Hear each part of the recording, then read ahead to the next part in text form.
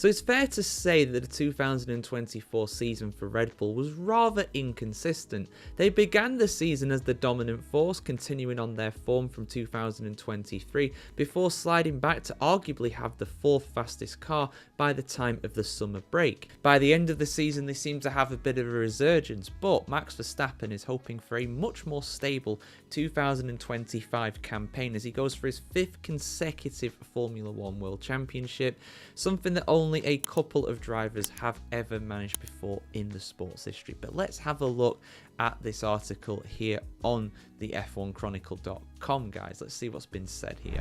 Max Verstappen is openly hoping for a more stable season with Red Bull in 2025. Formula 1 legend Gerhard Berger, the first ever Red Bull-backed athlete, this week lamented the turmoil and performance decline at the F1 team last year. It will be exciting to see whether Red Bull can return to its old strength or whether Verstappen will continue to have difficulty winning, he told Automotor und Sport. Then he will consider whether he is still in the right team, Berger added. Team boss Christian Horner, who previously survived the power struggles and scandals of 2024, sees the problems of last year as one of car performance alone. We have understood where the development was not optimal last year, he is quoted as saying by La Gazzetta dello Sport. When we managed to get the car into the right window, we were performing well, but when we moved away from it, even a little, the car became really problematic. Horner continued by saying, the engineers have been focused a lot from mid-2024 and throughout the winter break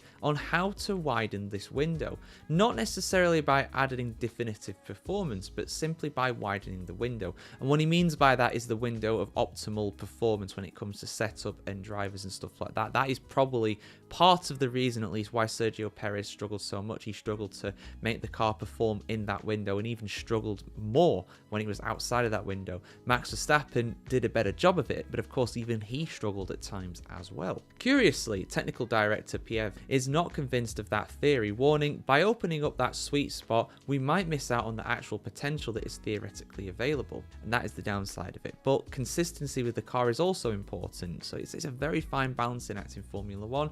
Something like with downforce and stuff like that, you want speed on the straight, but you also want speed in the corners too. How do you find the sweet spot? That is why they're paid so much money to do what they do. As for Verstappen, while Red Bull missed out on the Constructors' Championship last year, the Dutchman still managed to win his 4th consecutive Drivers' World title.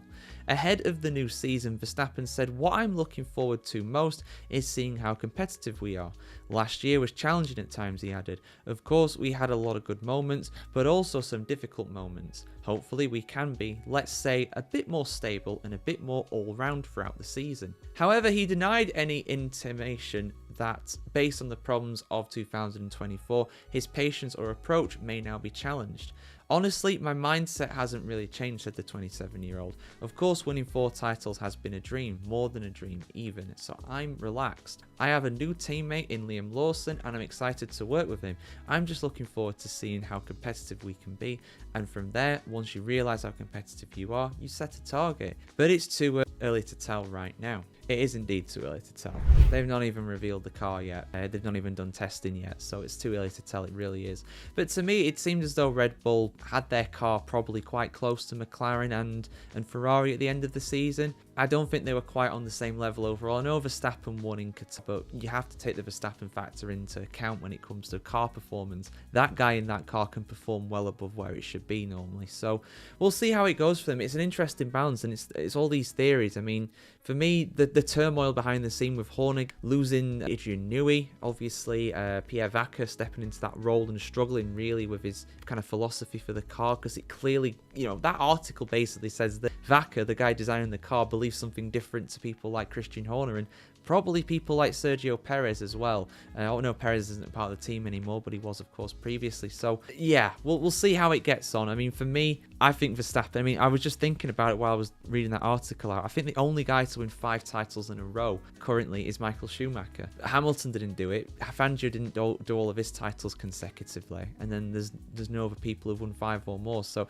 Verstappen would literally just be on a par with Schumacher with consecutive titles anyway. Obviously, Schumacher got 7 in total, but those first two were back in the 90s. So yeah, Verstappen for me is definitely one of the favourites for the drivers, but I would firmly put McLaren and Ferrari as the two favourites for the constructors. I don't think Mercedes will catch up enough. I think Red Bull, with having Liam Lawson as a new driver in that car, as a relatively inexperienced driver, I think when you're talking about a title battle, I don't see him being as consistent as the likes of Hamilton, Leclerc, Piastri and Norris. I just don't. And that's not me slighting on, throwing shade on Lawson. I think he's an excellent driver, but he's a kid. He's a rookie. But he might prove me wrong. I mean, he's around the same age as what Lewis Hamilton was when he was making his Formula 1 debut. And he did rather well in a top team at first, so maybe Lawson will be the same. We'll have to see.